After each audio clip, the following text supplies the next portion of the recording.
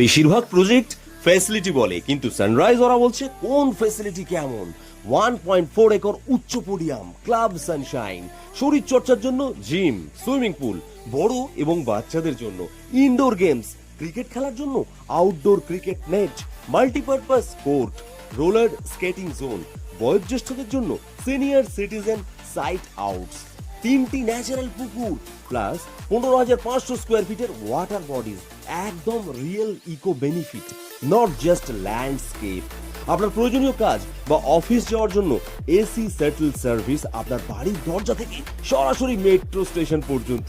এগুলো প্রধান ইউএসপি, যেগুলো সাধারণত অন্য ইউটিউবাররা অনেক সময় এড়িয়ে যায়, কিন্তু আপনার জন্য অবশ্যই গুরুত্বপূর্ণ।